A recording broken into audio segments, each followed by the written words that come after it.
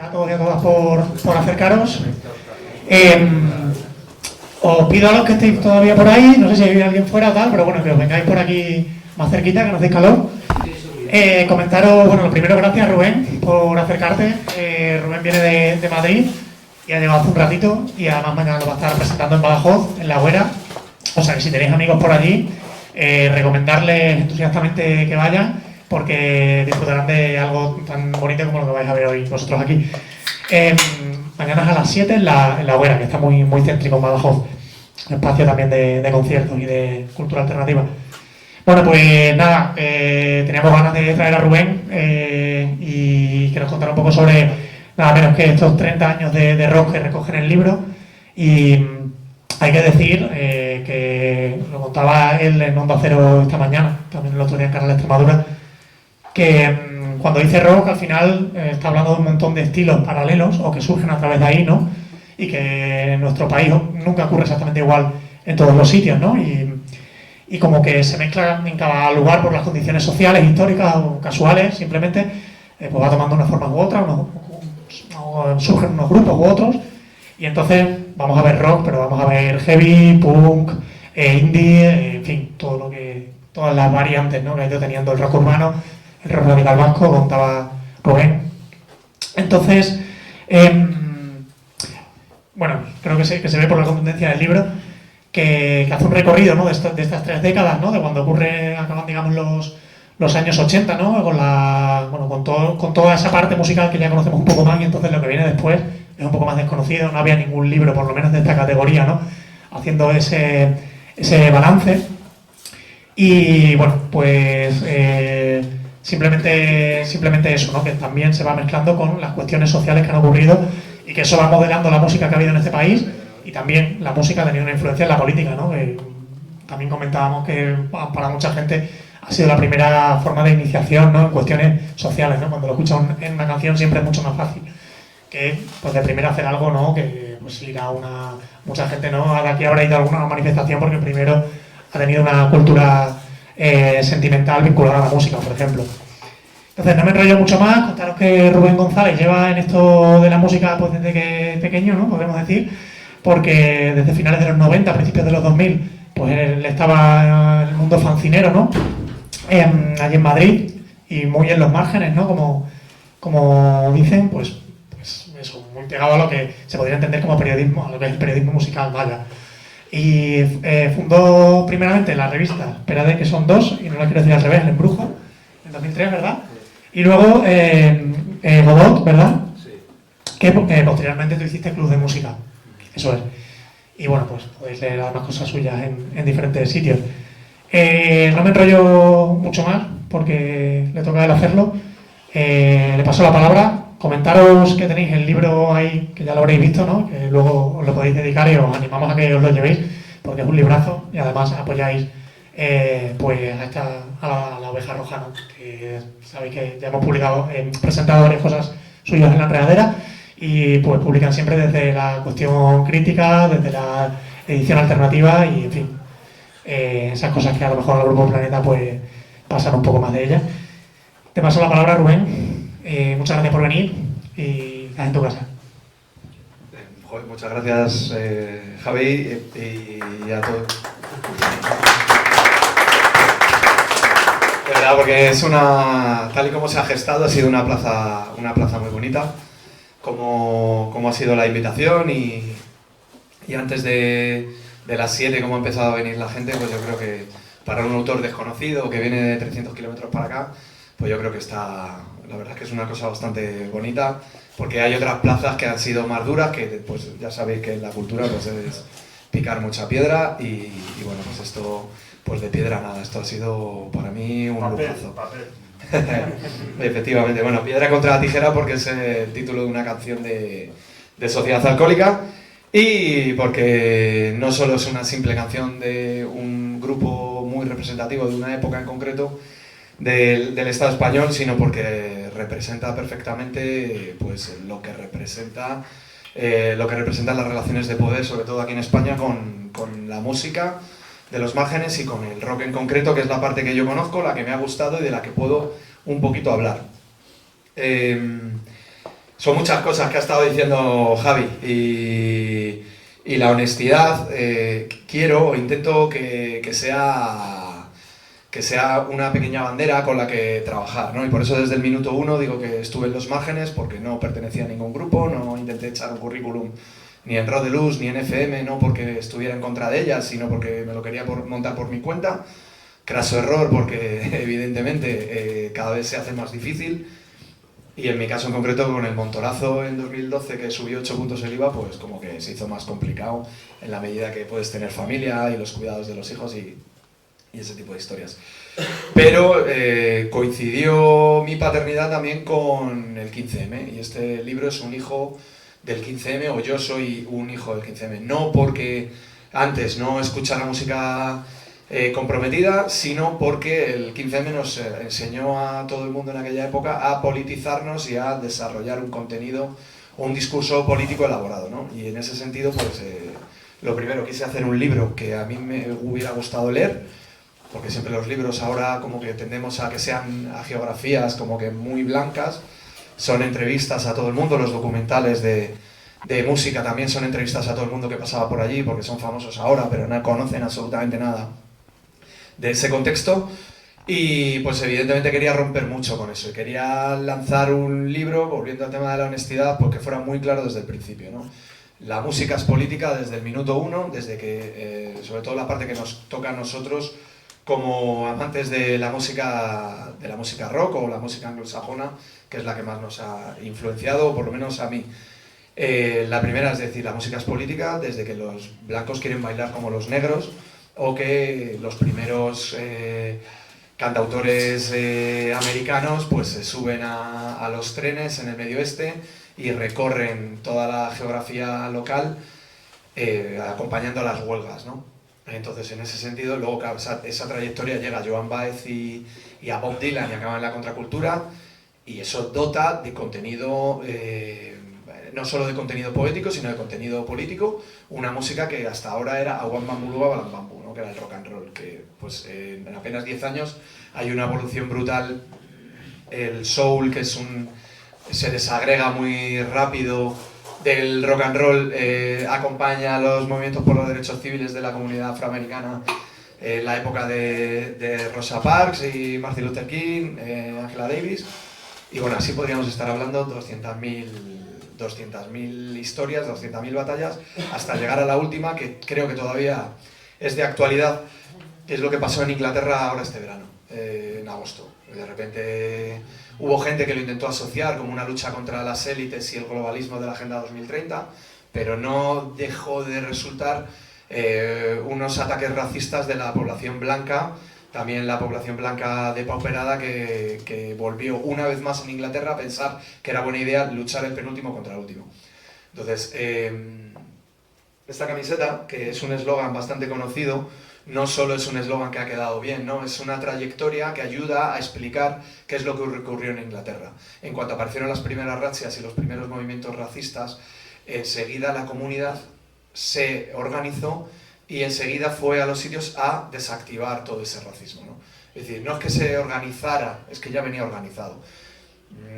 Si entráis, si buscáis en internet, si no lo conocéis, pues bueno, hay un festival de un rock contra el racismo que culmina, es una marcha carnaval que durante 10 millas, creo recordar, desemboca en Hyde Park, donde un concierto de los Clash ante 10.000, 15.000 personas, una burrada de peña, pues defienden una música interracial, una música antifascista y antirracista. No olvidemos que los Clash sí eran muy antifas, pero claro, es que el primer grupo de Mick Jones, el guitarrista, era London SS. Y los punks llevaban esvásticas. Era para provocar, sí, pero claro, de la misma manera que era provocar, también era jugar con esa ambigüedad. Y de la misma manera que el punk se radicalizó hacia la izquierda, no todo el punk, porque hubo un hardcore de ultraderecha, pues el heavy metal también jugó con eso y también, pues en cambio, el heavy metal sí cayó a menudo en las redes de la ultraderecha, ¿no? Volviendo al tema del rock contra el racismo este verano, pues no solo fue ese festival, hubo 300 o 400 actos donde fueron la gente organizada gente racializada, gente activista, gente blanca también, no solo era gente que eran pakistaníes o jamaiquinos, afrocaribeños. Pues en ese momento pues fueron a donde estaban sacando concejales el Front Nacional y fueron a luchar dialécticamente, incluso hubo gente que también físicamente, para hacer que ese fascismo desapareciera de las instituciones y lo lograron. Entonces, ¿qué ha pasado ahora? Pues pasó también en los 80 con artistas como Paul Weller, ¿no? que defendieron también ese hilo de Red Wet, y esa gente movilizada paró el racismo, como os decía, este año. Entonces, como la música es política, a mí me interesaba muchísimo más también hablarlo desde ese punto de vista. Aquí en España, por descontado. Arranco en el 91 porque todo el mundo conoce la movida, incluso el rock radical vasco, pero a partir de ahí creo que hay muchas ausencias o muchos vacíos, porque también la cultura musical se ha centrado mucho en el artefacto, sea el disco o sea el concierto o el festival ahora, ¿no? Y entonces, ¿y dónde está el contexto? ¿Por qué surgen los grupos? ¿Por qué surgen los movimientos? ¿Por qué tienen tanta vigencia o menos? Y entonces empecé a rastrear y utilizando las tres grandes crisis que han transversalizado todo lo que ha sido la historia del Estado español, pues cogí primero la crisis del felipismo, de la corrupción, las torturas de Estado, o sea, la guerra, el terrorismo de Estado, todos los grandes casos que se llevaron por delante la época más oscura de Felipe González, pues coinciden con el rock alternativo anglosajón, toda la época de Nirvana, que no es solo el grunge, sino muchísimos más movimientos que en Inglaterra, desde Inglaterra nos viene la parte más oscura de los Smiths o de The Cure, ¿no? que son el germen del indie. Pues esa crisis hace que aquí surjan varias líneas. Me interesa, por ejemplo, el indie, me interesa el rock urbano o el hardcore o el metal, ¿no? Porque hay varios estilos y aparecen grupos que cuestionan toda esa marca España que había sido pues, la Expo 92, el quinto centenario del descubrimiento y los Juegos Olímpicos. Toda esa crisis del 93, que recordáis un poco los más mayores, de crisis, y duró 1 año y medio. Llevamos desde el 2008 con la crisis inmobiliaria y no hemos levantado cabeza. Pues en aquella época hace que cambie muchísimo el paradigma. Música que hasta ahora solo, letras que hasta ahora solo habían llevado grupos muy politizados en Euskal Herria, vía Reincidentes en el sur o vía Celtas Cortos en Castilla y León, pues se empieza a dispersar por todo el estado y va a vivir una época muy dulce a nivel de contenido. Contra la insumisión, o sea, a favor de la insumisión, a favor de la ocupación, y eso va calando y genera un caldo de cultivo que hace que los festivales que están basados en artistas de aquí del estado, pues son artistas de rock duro, ¿no? Porque, por ejemplo, el indie, que es otra respuesta también crítica con la marca España, pero a nivel estético, no a nivel a lo mejor personal. Por ejemplo, Penélope Trip del Season Sound hacía conciertos a favor de los insumisos presos, ¿no? Quiero decir que muchas veces se habla, ¿no? Es que son los hijos del andarismo. Bueno, no todos. También hay que aprender a diferenciar y también contar historias que reivindican que su rebeldía o su crítica a la marca España pre-92 venía por a nivel sonoro o a nivel cantar en inglés, por ejemplo, también. Pero también es una cosa que surge y que condiciona la música. Lo que pasa que a medida que los festivales se consolidan, pues hace que pues sea más barato traerse a Coldplay que pues, hacer que grupos más allá de Sexy Sadie o Los Planetas en torno al 2000 pues tengan cabida, ¿no? Entonces esa es la primera gran crisis. La segunda gran crisis es el aznarato, ¿no? El final del aznarato con la mentira, con la guerra, cómo condiciona muchísimo la música. En concreto, pues, sobre todo, por primera vez en la historia de la democracia, de ese régimen del 78, que hasta ahora era, y en ese momento parecía funcionar, que era ese reflejo de esa cultura de la transición que se puso muy de moda con el 15M, que a mí me interesó muchísimo que lo explicaba muy bien y muy sencillo, era el pacto entre las élites progresistas, ya vinieran del tardofranquismo o aperturistas, o pues del PSOE pretransición, pues ese pacto que termina junto con medios progresistas como El País, ¿no? Que termina consolidando una relación entre el que el Estado no se mete con la cultura, salvo para premiarla, y la cultura no se mete con el Estado salvo para darle la razón, ¿no? El gran ejemplo que siempre pongo con estas charlas es Joaquín Sabina diciendo, antes de la crisis del 2008, que ojalá hubiera un partido político de centro que aglutinara de Gallardón a José Bono. Y dices, joder, la intelectualidad de este país, ¿no? Qué bien. Estamos hablando de hace casi 20 años, ¿no? Luego ya eso está ya, a partir del 2008-2011, los aires, está ya por los aires, con la crisis inmobiliaria, y todavía no se ha, ese pacto del régimen del 78 todavía no se ha reconstruido, y por eso estamos oscilando, como en otras partes del mundo, con la ultraderecha. Entonces, toda esa mentira de la cultura de transición, ahí es donde uno de los primeros momentos en los que naufraga de manera ya flagrante, en cuanto al final de la época de Aznar por primera vez van a por todos los artistas de una región, de Euskal Herria, de la Comunidad Autónoma Vasca y de Navarra, porque en la doctrina de Garzón de todo es ETA, bastaba que tuvieras que fueras independentista o que simplemente quisieras el derecho a la autodeterminación, como por el derecho a decidir, por ejemplo, Barricada, ¿no? El Drogas, que siempre ha hecho, por poner un ejemplo de lo gran salida, que no se considera independentista, pero reclamaba una cosa que a priori no debería suponer, y que en aquella época se decía, si no hay armas podrá ser, ¿no? Que luego se lo digan a los catalanes, y en ese momento van a por todos los artistas, todas las artistas vascas. Fermín Muguruza le ponen una bomba casera en un concierto en Barcelona, que no estalla afortunadamente. Sutagar no puede tocar en Madrid durante muchísimo tiempo. Intentan enjuiciar 3 veces a Sociedad Alcohólica por letras que hacían apología al terrorismo cuando faltaba el dolo. Es decir, si yo estoy defendiendo el terrorismo, también me tengo que dirigir a alguien. O sea, no porque me critiquen las fuerzas y cuerpos de seguridad, antes de la ley Mordaza, bastaba para que incluso Garzón, el de la doctrina todo es ETA, hubo 2 veces que les exoneró. Entonces, en definitiva, no hubo ningún artista condenado, pero sí sirvió pues, para que a Manu Chao le censuraron porque Fermín Muguruza iba de telonero. Pues es la primera vez en la que van a por todos. Aquí en Mérida. Aquí en Mérida. Pues mira, pues es la historia en la que por primera vez van a por toda una comunidad, a por toda una comunidad de artistas, y les aplican el rodillo de la censura, ¿no? Entonces, lo que pasa es que ahí en ese momento todos mirábamos a otro lado. Todavía creíamos en ese gran partido de centro, como decía Sabina, ¿no? Y luego ya con la crisis inmobiliaria hasta que da a surgir al 15M, es el último gran referente de crisis política en el que artistas que podrían parecer ajenos como Amaral o como Bunbury pues radicalizan su mensaje y están haciendo canciones muy politizadas como Ratonera de Amaral, donde el videoclip es todos los líderes políticos, pues son dibujos, están bastante vilipendiados, y luego pues, por ejemplo Bunbury, cosas como habrá una rebelión en las calles, ¿no? Entonces siempre la música ha condicionado en una dirección o en otra. Por ejemplo, que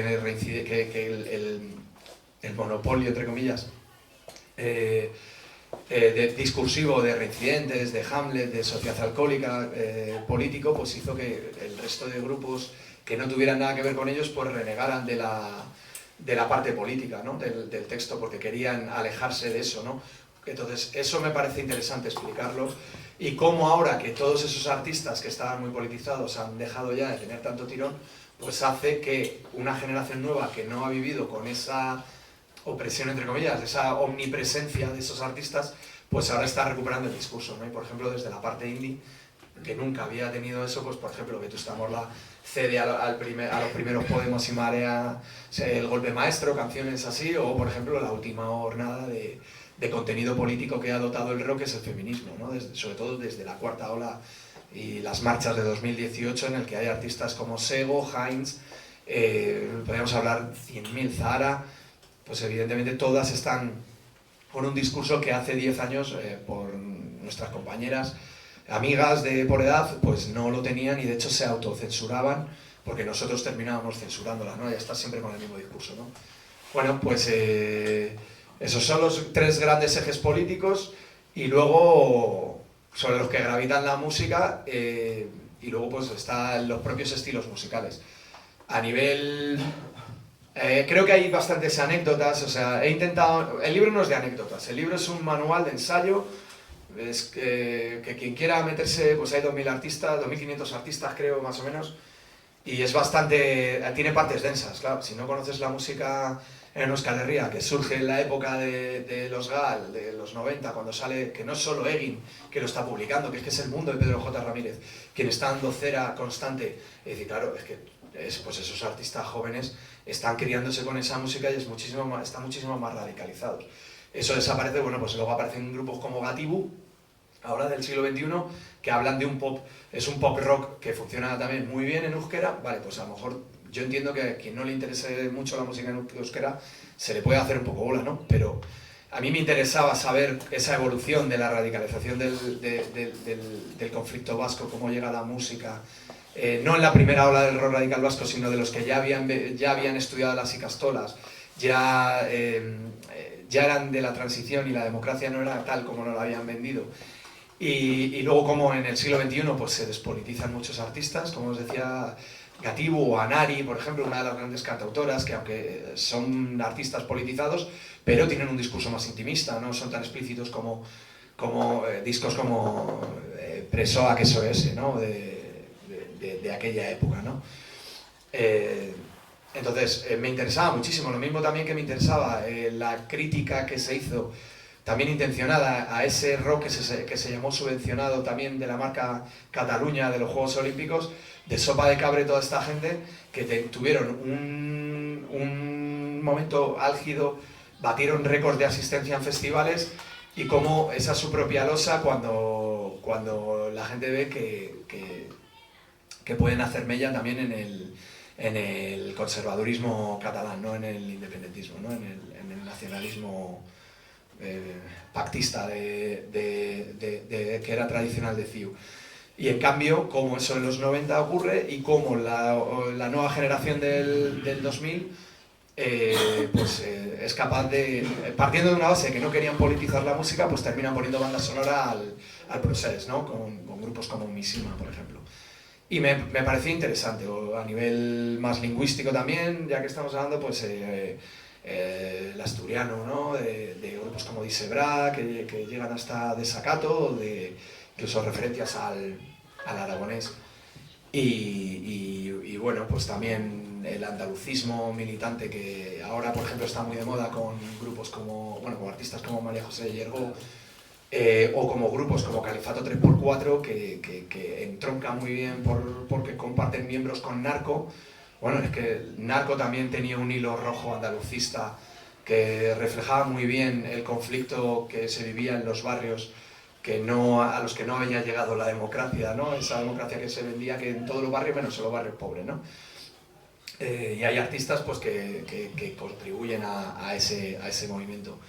Respecto al sonido, pues bueno, pues lo que decía, el rock, creo que el rock vive porque muta. A quien le guste el rock and roll de los años 50, pues le llamamos rockabilly y ya está, y Santas Pascuas.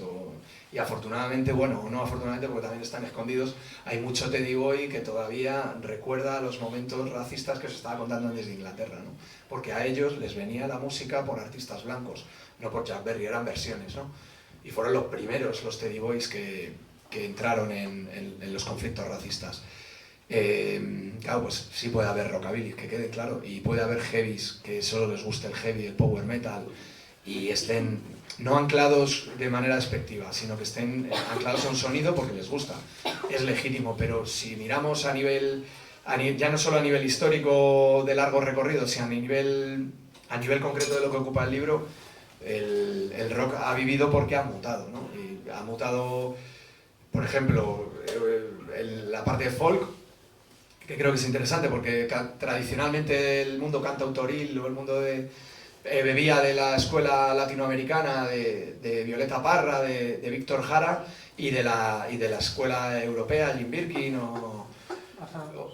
Brassens, Jacques Brel, toda esta gente, y cómo en torno a principios del 2000 pues, también influye, no es el único, pero influye pues Johnny Cash, que antes de morir se marca como que 5 o 6 discos de versiones en formato americana, que es como que un revival de la parte más roots, más raíz del sonido americano, pues hace versiones de Nick Cave o de yo qué sé, o sea, de 1000 artistas, junto con un productor de música, de Rick Rubin, que era un productor de raperos.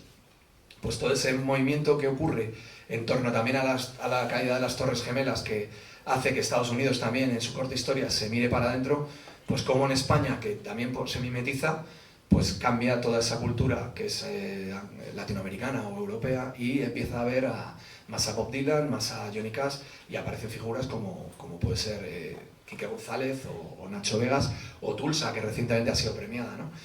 Me parece interesante ese viaje, de la misma manera que cuando está Amy Winehouse con Back to Black batiendo récords, pues como hay, que lo he contado lo típico, que la primera lo has contado y la segunda lo tienes reflejado, y es como que pues, en ese momento aparecen también una serie de artistas que hacen soul, y son casualmente mujeres afrodescendientes, hijas de la migración, que tienen cosas que decir, que tienen un protagonismo que tomar, y antes de esa última ola feminista que os decía, pues empiezan a hacer un soul rock muy interesante, que son bandas como Sweet Vandals, como el Sidesmen y por ejemplo Fridonia. Y Fridonia hace una evolución a lo largo de sus discos que se ve que termina en la Blaxploitation con una reivindicación negra súper brutal y que son recomendabilísimos. Entonces, son ese tipo de historias, no son anécdotas de, bueno, pues es que los hermanos de Sober se pelearon y se separaron. Bueno, pues sí, aparece porque son muchas biografías, o que las peleas de Mago de Oz pues son leyenda, entre el cantante y el batería, entre los guitarristas, pues bueno, pues son leyenda y se cuentan, pero no creo que sea lo interesante. Ya hay mucho contenido respecto a eso. Me parecía mucho más interesante hablar de, pues bueno, también en medio del rock alternativo, pues el gran grupo termina siendo un grupo de heavy rock tradicional, que es Mago de Oz, y bate récords, y récords a nivel además de volumen, ¿no? El volumen con ellos cambió de significado, las óperas magnas que hacen, las giras que hacen, los escenarios que ilustran. Bueno, pues hay cosas politizadas, hay cosas que...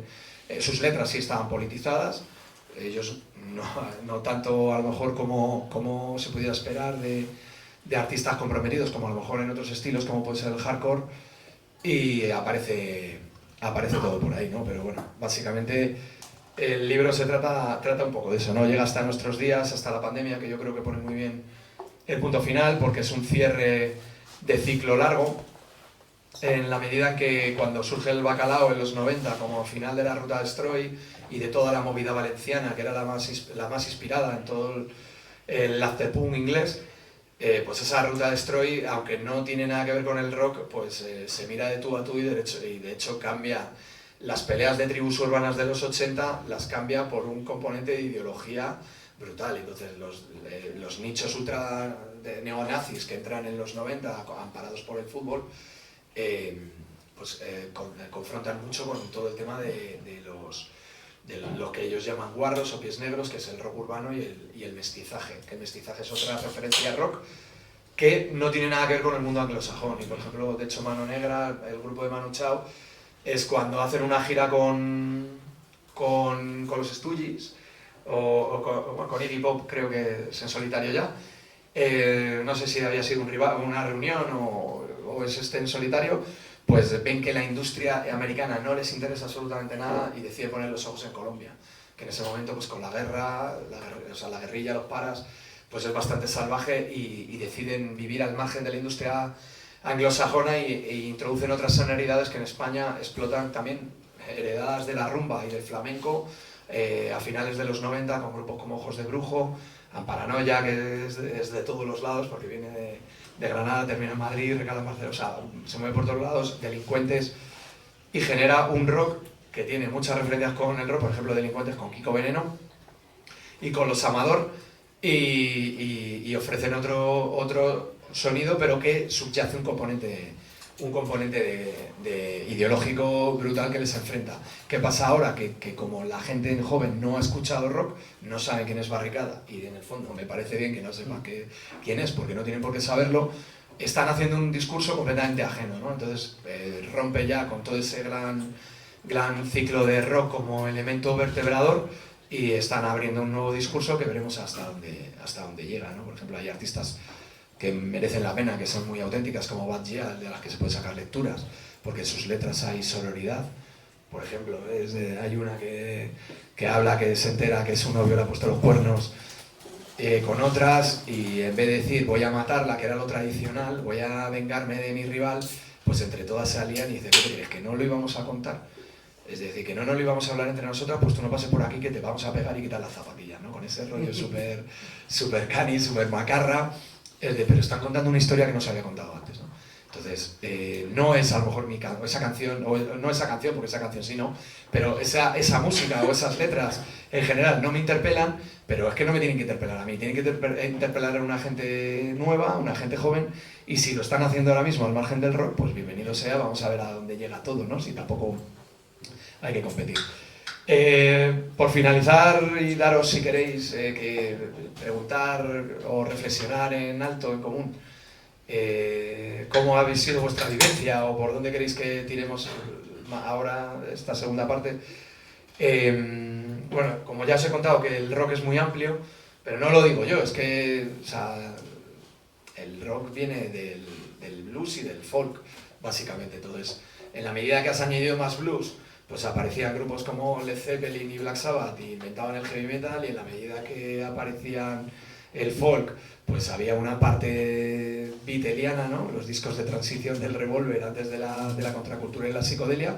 Es decir, pues en la medida que hemos ido añadiendo ingredientes a la ensalada, pues se ha ido cambiando y ha ido evolucionando. Entonces eso, como esa parte ya la habéis visto, no... Creo que la música no se divide en estilos buenos y malos. A mí me pueden gustar los Ramones y no los recomendaría como un ejemplo de alta cultura, ¿no? De qué buenos son. Es decir, no, simplemente reflejan una época y un momento claves en la vida del rock americano y en la vida del rock y el punk inglés, la mugre y la furia, ¿no? Como los bautizaron a los Sex Pistols cuando salieron en la tele diciendo palabrotas ante un presentador borracho, que es recomendabilísimo la entrevista. Es de cómo ponen de manifiesto que lo que venía siendo esa post-Segunda Guerra Mundial pues no era tan del todo cierta o tan del todo idílica, ¿no? Pues eso se traduce aquí exactamente igual. Por eso la música para mí se divide solo en dos. No hay un gusto pequeño burgués si la música se divide en alta o baja, o sea, la cultura se divide en alta o baja, sino si es una música hecha de arriba a abajo o de abajo a arriba. ¿Por qué? Porque tradicionalmente la música ha servido para vehicular las subculturas o las contraculturas, que por norma general han sido movimientos que han cuestionado el discurso oficial. Por ejemplo, el hip hop negro en Estados Unidos, en barrios como Compton o en el Bronx. Es decir, cuentan una realidad que no tiene nada que ver con el discurso oficial. Y se arman y se politizan y se conciencian. Lo mismo que el funky, con la evolución del soul, con la movida de los Panteras Negras, ¿no? Y toda esa violencia que se llevó por delante a tantos vía armas o vía drogas. Entonces, es la cultura hecha desde abajo para arriba o la cultura hecha de arriba para abajo. Y tenemos ahora pues grandes artistas como Lola Índigo, Aitana o Yatra, que lo único que sirven es para apuntalar el régimen. En este caso en concreto, no es un régimen a nivel de España, sino es un régimen dominado por las multinacionales, que parece que no, pero es que es verdad. Son YouTube y Spotify y ahora TikTok. Entonces, ¿hasta qué punto influencian? Pues hombre, hasta el punto que ya la música ha dejado de ser el eje central de la juventud y se ha convertido en la banda sonora de los reels, de los stories, de diferentes actividades lúdicas, de entretenimiento, y la música es simplemente su banda sonora. Y en ese sentido, por ejemplo, es muy interesante el Motomami de Rosalía, porque es un disco concebido en el momento en el que está. Entonces, no es que vaya mierda, no, es que está explicándote una cosa del mundo en el que estás viviendo. ¿Lo quieres entender o no? Eso ya será un problema tuyo. Entonces, lo que sí es cierto es que estamos viviendo una época en que las multinacionales están condicionando muchísimo. Salen menos estilos, los estilos tienen menos recorrido, los artistas tienen muchísimo menos recorrido, y los que sí tienen recorrido llegan a más sitios. Si escuchamos toda la música por Spotify, aunque no tengamos premium, porque no queremos darle a alimentar a la bestia, nos comemos la publicidad. Si yo en los 90 quería escuchar una radio, podía escuchar los 40 principales, porque hubo un momento que ponían a Cranberries y Aerosmith y ponían a Nirvana. Ahora, directamente, si yo pongo, aunque ponga a Ángelus Apátrida, que la A de Ángelus Apátrida no es la A de Albacete, o es otra A de Anarquía, porque sigue estando politizado el rock, incluso el heavy metal, tenemos muchísimos ejemplos constantes. evidentemente, si yo pongo Ángelus o Patria, pues en 3 canciones me va a aparecer el single de Aitana.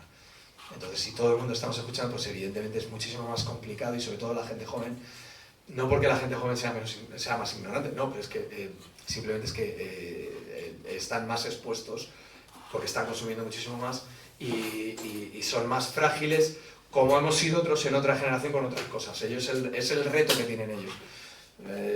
Si tenemos que hablar de un conflicto generacional, creo que mi generación es la peor de todas, porque es la que ha perdido todos los derechos en 10 días. O sea, no tenemos pediatras, el profesorado está los colegios está que se caen, la inversión, por ejemplo, Madrid es punta de lanza, ¿no? Porque ahí tenemos Mordor. Ahí es que la privatización neoliberal está siendo súper salvaje. Entonces, si no tenemos herramientas y la gente joven no tiene herramientas, pues evidentemente va a ser muchísimo más complicado salir de ahí. Pero que se saldrá, siempre se ha salido y se volverá a salir, ¿no? Entonces yo divido la música en esas 2 partes, ¿no? Y creo que uno de los grandes problemas que ha habido, que ha sido la endogamia de los diferentes estilos musicales, recientemente parece que se ha roto más.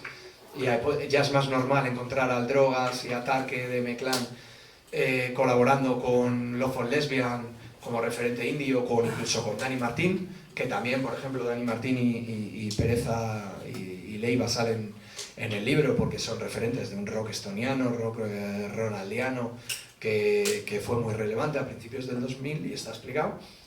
Y bueno, básicamente en eso se reduce estas 500 páginas y las que, sin ánimo de querer convencer, pero yo creo que es una lógica tan aplastante la realidad cómo se mueve, que es difícil no verlo desde otro punto, desde otra perspectiva, a no ser que la otra perspectiva sea en plan de yo quiero poner mi radio, lo que me pongan en la radio, canciones que no me hagan pensar y ya está. No, pues yo prefiero canciones que me hagan pensar, como Biznaga, que lo estábamos hablando antes, que es una banda completamente generacional ahora porque ha puesto en el centro del discurso la salud mental, la vivienda, la crisis que está afectando a la juventud, amén del feminismo, que de la misma manera que antes ya hablábamos también de la insumisión, como a mí también me condiciona políticamente todo eso en los 90, hombre, pero si la insumisión, o sea, el servicio militar afectaba a una población muy concreta de varones.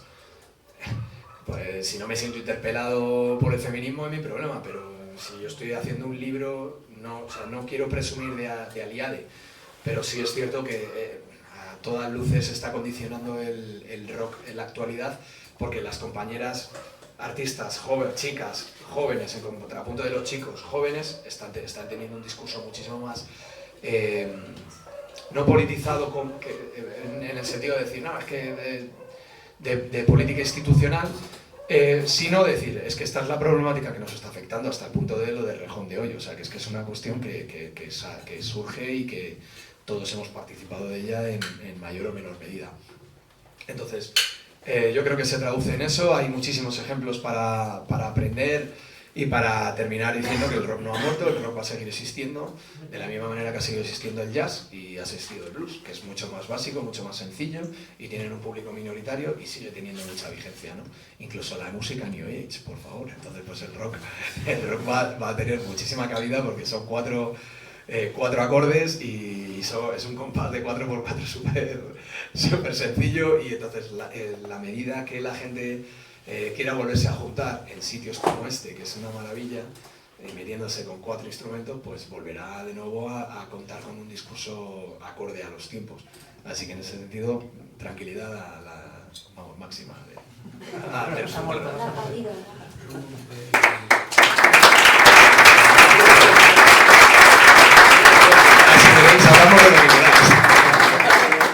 Claro, la idea ahora, o sea, lo hemos querido hacer así como un poco más, o sea, como no la macro charla, sino que ha contado al final. Era una chapa mínima. Minimísima, no quiero decir que el libro es bien nutrido luego y que a lo mejor es más interesante que esas cuestiones vayan saliendo ahora un poco a partir de vuestras preguntas, a que hagamos un poco de coloquio. No hace falta decir mucho más, o sea, de cuestiones de las que han salido en el libro, o sea, de las que ha contado ya Rubén, o las que os podéis imaginar que están, porque está prácticamente todo, o sea, yo creo que no hay un grupo de música que no te hayas dejado, decías que son como 2000, o sea, entonces, pues, venga. No, simplemente que lógicamente has hablado de mucha gente y otra gente que falta. Y no sé si... ¿O qué comentas tú de Robe y de Extremoduro, claro? Pues a nivel... Por añadir algo... voy a intentar añadir cosas que no sean muy evidentes, muy obvias. O a lo mejor sí, pero que no han sido discursivas. O sea, Robe... Para mí, una de las claves que el libro es para demostrar que Rosendo es el artista que más ha influenciado en otros artistas. O sea, no hay otro, ni Miguel Ríos, hablamos de música rock en sentido amplio, porque podemos luego hablar de Rocío Jurado, ¿no? Habría otros artistas que en otro campo podrían estar a la altura. Rosendo ha sido el más importante como influyente, incluso a pesar de que ha habido otros que han volado por encima de él. Y muchísimo más, como ha sido el caso de Roberto Iniesta. Él refleja la realidad de este país, que es un centralismo aplastante, y evidentemente a la primera, la falta de apoyo, porque en los pueblos y las ciudades de periferia, pues la apuesta por la cultura no deja de ser más que blanquear dinero y hacerse la foto con el artista de turno, en las unidades y departamentos de cultura de prácticamente todo el Estado.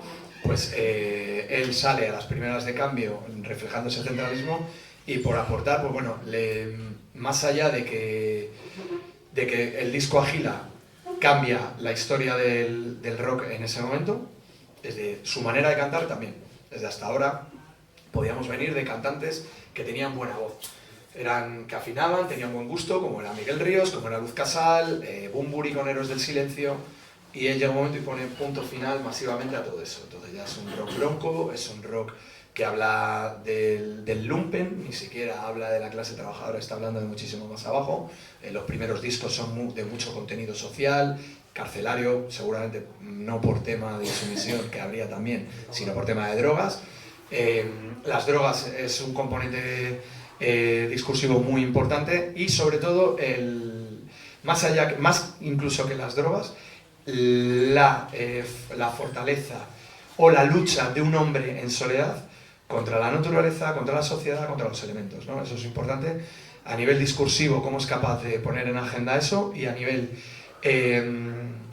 estilístico, cómo es capaz de hacer una brecha radicalmente y absoluta en la manera de cantar. Hay artistas como Molly de Hamlet, que tenían unas tesituras vocales muchísimo más aptas y unos registros mucho mayores, o heavies como Leo, en ese momento cantante de Saratoga, pero Robert es quien condiciona el estilo. Aquí, por ejemplo, Síncope, Casta, ¿no? por hablar de varios artistas de aquí, que Síncope, ojo, cuidado, fue número 1, creo que no sé si fue el mes antes de la pandemia, número 1 en ventas. Fue uno de los que dije, o ya había entrado la pandemia, ¿no? Que decir, hostia, ¿cómo ha sido esto? Que de repente ha sacado un disco que era un disco con cierto aniversario y de repente... Porque eso, aunque no esté en los medios de comunicación, eso está en el sustrato.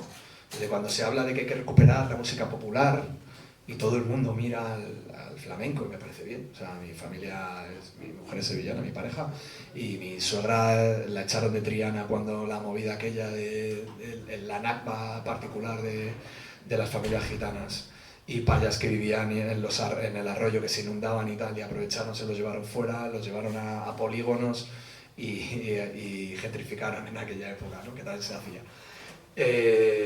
Pues las raíces no solo es el flamenco de María José Llergó o lo que hizo el mal querer Rosalía desde Cataluña, desde la inmigración local, no es Bayuca, no es Rodrigo Cuevas o las Tansugueiras, es que también el rock urbano marca España porque va desde Navarra hasta aquí.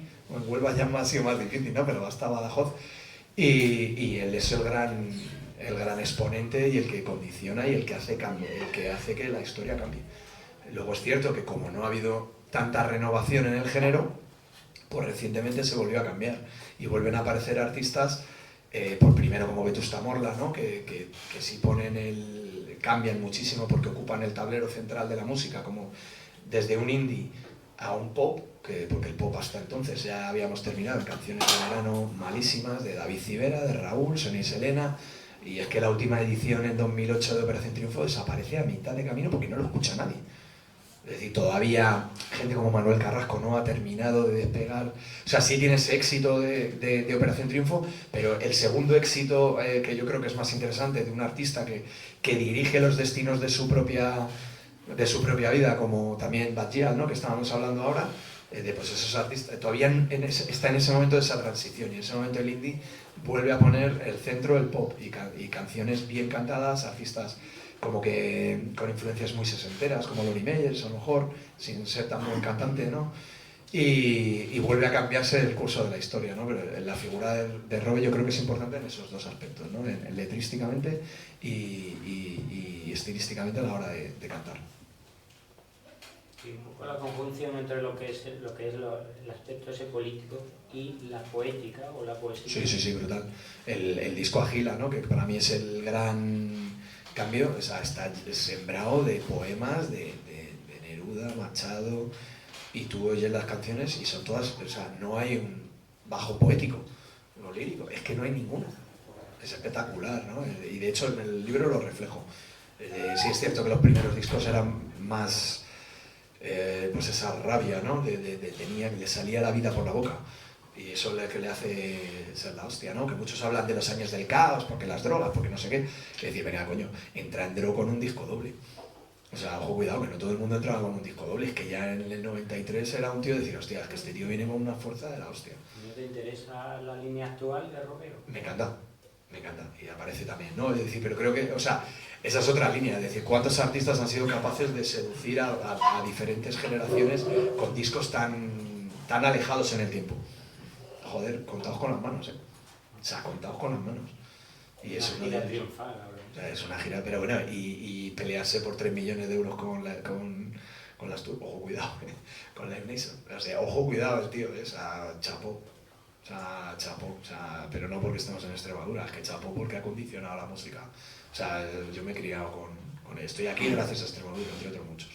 O sea, entonces no me duele prendas, y de hecho el libro, uno de los grandes objetivos era salir de esa endogamia. Siempre hablamos, es que Extremadura, no, voy a poner al mismo nivel todo. Vamos a ver, no es una competición. La música, afortunadamente, cuando tú vas a un festival, evidentemente los horarios sí te hacen competir, y entre ellos se compite. Pero es decir, afortunadamente a mí me puede gustar Telonero, Platero y tú, en la gran gira que hicieron en el 96, ¿no? Hasta que luego se terminó el disco de Iros a tomar por culo. Iros todos a tomar por culo, pues era Platero y tú y Extremoduro. Y te gustaban los dos por igual. No era una competición, ¿no? Que no es el fútbol. Que por eso en la música, afortunadamente, al pelear contra el fascismo y tener otros componentes más cooperativistas, no entró el fascismo en la música, y se intentó, y bien que se intentó, sobre todo en Inglaterra.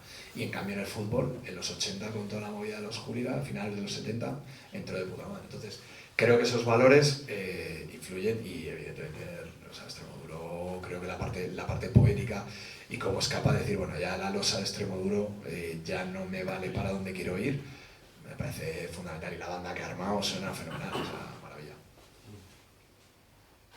Pues mira, ya al hilo de Extremoduro, que te iba a plantear así por lo menos una cuestión de tú que vives en Madrid y nosotros que vivimos en la periferia, ¿qué diferencias ves un poco entre ese centralismo musical también que hay sobre todo en Madrid, pero también lo hay en otras ciudades, pero sobre todo en Madrid, con respecto a la periferia? Porque además en Extremadura apenas tocaba cuando empezaba a triunfar. O sea, es que yo la primera vez que vi a Extremoduro tuve que ir a Sevilla en tren a verlo. Muy fuerte. Pues mira, te voy a poner el último como a modo de anécdota, porque es que estamos hablando del oficialismo. Ese centralismo no es real. Ese oficialismo es arriba, los medios de comunicación en este caso. Mira, coincidió la gira de Robe en Madrid en mayo, si no me falla la memoria, pero o sea, lo que sí es seguro que coincidió con el Tomavistas, un festival en el que yo estuve, o sea, porque había varios grupos que no quería ver, porque tenía ganas de estar con gente que hacía tiempo que no es, y me fui al Tomavistas. El Tomavistas era en Madrid, en el sur, en la Caja Mágica, que es donde está el tenis, en Villaverde, en barrio de los trabajadores, barrio duro de trabajadores, o sea, de los míos, de Guay. Y luego estaba el concierto de Robe En Rivas, que es un pueblo que está a 20 kilómetros, 25 kilómetros, pero te tienes que desplazar, está lejos, el transporte público tarda 1 hora en llegar, lo que sea. Entonces, en el festival este tocaba el primer día Los Planetas, la gira 30 aniversario, estábamos hablando de... eran Dinosaur Jr., en el segundo día era Bella Sebastian de Jesus and Mary Chains, las grandes cabezas de cartel. Bueno, pues el primer día hubo 15.000 personas y el segundo día hubo 10.000. En el concierto solo de Robe, que no estuvo nada anunciado, pues yo no sé si fueron 20 y tantas mil personas, a lo loco. Es decir, entonces, ¿qué pasa? Que la gente de Madrid es exactamente igual que la gente de aquí. Puede haber especificidades, a lo mejor el flamenco en Andalucía o el rock radical vasco que todavía, pues evidentemente tiene mucho más componente en Euskal Herria, o el rock en catalán, ¿no? Ese indie catalán de Manel, de Missima, ¿no? O incluso el rockstizaje este que se dio por llamar, de grupos como La Pegatina o como La Raíz, que ahora están de regreso y tal.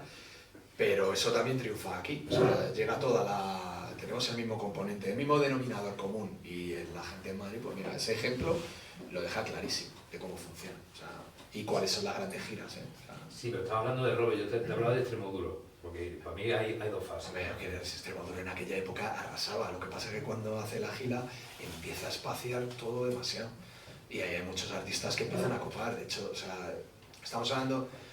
hay como que para mí, hay como que 3 discos como que son muy...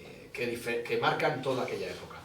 El Vals del Obrero de Escape, porque llega hasta las ferias, o sea, hasta las verbenas de los pueblos, a lo loco. Está este Extremoduro, la gira Extremoduro, y está el Agradecidos Rosendo, que es un recopilatorio, un tributo de bandas en las que aparecen veteranos como Sinestro Tal o como Los Enemigos, y luego empiezas a ver gente súper joven, como Ecor, gente como Extremoduro, y dices, hostias, y hay un cambio generacional, ya todo el mundo hace, buah, esta es la mayoría de edad de este género musical, que en el 92 estaba muerto, o sea, de hecho, se certifica con creo que la muerte de batería de Asfalto, y hay como que hacen un concierto, y ese concierto como que es una coda final a toda una época, y está muerto en el 92. Y lo que pasa es que de repente aparece otra peña. Extremoduro tiene la influencia de Lolo y Manuel, que jamás, y de ACC, que jamás eso había aparecido por anteriores artistas.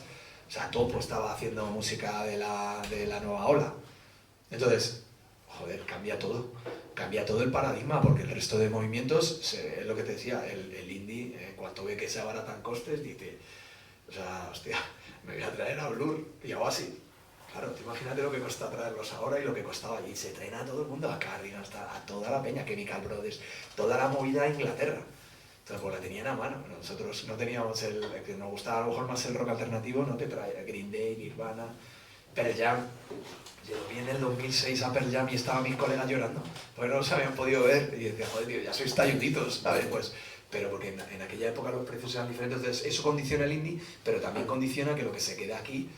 aparece el Viña Rock como gran exponente, porque tiene un escenario de heavy metal, un escenario de rock urbano, metal, otro escenario de mestizaje, otro escenario de hip hop, que se ha vuelto a reinventar con el Zona Bruta del Club de los Poetas Violentos en el 94 o 5. O sea, que ya no es el breakdance de los 80, de fluorescentes. Es decir, ya visten de negro, son antifascistas también. Ya que hablas de los festivales, ¿alguna reflexión así con el tema de los festivales? Bueno, esa sí que es la que ha hecho todo el mundo. Es cierto que hay 2 épocas de festivales. En la primera época ayudan mogollón a que surjan a que se consoliden los diferentes estilos musicales. Son el mejor exponente de una efervescencia musical al margen de la cultura oficial. Recordemos que la cultura oficial en ese momento musical, y hay declaraciones de Urrutia, de Gabinete Caligari, que decía, no, es que el indie nos sepultó. Mentira, o sea, es tu percepción, ¿no? O sea, no quiero faltar la percepción de una persona, ¿no? Pero es decir, a ti no te tumba el indie, porque el indie es testimonial en aquella época, se consolida y tal, pero es a partir del 95, 96, cuando empieza a tirar un poquito, y en el 99 cuando empieza a estallar la movida. Es decir, En aquella época el discurso oficial viene con la conga en el 85 del matrimonio Estefan, Mi tierra en el 92 cuando cae el bloque soviético y hay que ir a por Cuba, y el sonido Miami, que lo llamo porque es que es el sonido Miami, pues aparte de ser que condiciona a todos los grandes artistas que se hacen de arriba abajo, es una invasión latinoamericana de cojones, desde Gloria Estefan, Ricky Martin, los boleros de Luis Miguel, Paulina Rubio, Shakira. Desde entonces, eso se carga toda la cultura musical de este país, pero no la de abajo, se carga la de arriba, se carga Gabinete Caligari, se carga Alaska, se carga, bueno, en aquella época empieza con Fangoria, ¿no? Pero Loquillo, pasa por Sesoraba, es decir, se lo cepilla. ¿Qué hacen los festivales en ese momento? Ser el elemento vehicular porque los ayuntamientos dejan de pagar la pasta que pagaban en los 80. Y a partir de ahí ayudan. Y aparece aquí el Extremúsica, aparece el Viña Rock, y aparece, bueno, un poco más tarde aparece el Contemporánea, por hablar de cosas de aquí. Entonces, ¿qué es lo que pasa? Que en un momento determinado, y estamos hablando de... bueno, antes os he contado lo de las censuras, Sociedad Alcohólica en el Viña Rock, ¿no? O sea, es decir, que es que eso llega a todos los lados, y si me tratas a no te doy la subvención, que pueden ser 2 millones o lo que sea, ¿no? Hostia, pues ahí hay un conflicto soterrado porque los medios de Pero Sociedad Alcohólica tocó en el Viña Rock. Sí, ha tocado. Claro que ha tocado muchas veces, pero también tuvo momentos de censura. También lo tuvo en muchos sitios. Y en muchos Hamlet y Social. Perdona, me estaba confundiendo con el Granny Rock, que es un festival de aquí en Quintana de la Serena que vino no, sí se tocaba, pero que había que sortear muchísimos problemas burocráticos que eran cancelaciones. Hamlet y Sociedad Alcohólica quisieron hacer una gira en conjunto, Hamlet de apoyo, y fue peor que la de los Sex Pistols y los Clash en Inglaterra. Todo cancelado. Es decir, porque esa fue la realidad. Entonces, ¿qué pasa? Que en ese momento los festivales sí consolidan esa subcultura en diferentes márgenes. El mestizaje está también muy politizado en aquella época. Es decir, aunque no eran letras ojos de brujo, a lo mejor no tenía letras, pero sí se notaba de dónde venía la gente, ¿sabes? Había gente racializada entre sus miembros, claro, evidentemente venía con otro discurso. ¿Qué pasa? Que hay un momento en el 2008, con la crisis inmobiliaria, que se ve que, bueno, hay una gran pelea entre el CIB y el Summer Case. El Summer Case está en la Gürtel, sale en la Gürtel. Y empiezan a inflar los caches, porque era una manera muy gorda de blanquear dinero. Y entonces ahí el Primavera Sound resurge sobre las cenizas de los otros dos, y a partir de ahí se cambia el paradigma. También llega el Rock in Rio con las Norias en el 2008, y hay un cambio de modelo. Y entonces dicen, vamos a ver, si yo cojo artistas que no la lían, cojo un público que no la lía, porque no son raperos, no me hacen grafitis de Madrid al extrarradio, como pasó en el Metro Rock, que se lo cepillaron porque, claro, llegaron los tíos y hicieron, pues imagínate, 15 kilómetros de grafitis. Claro, pues dicen, mejor a este público indie, que no escucha ni siquiera las letras de los artistas indies. Es que a Vetusta Morla le han mandado callar cuando Pucho se ha puesto a politizar porque le ha apetecido contar cosas.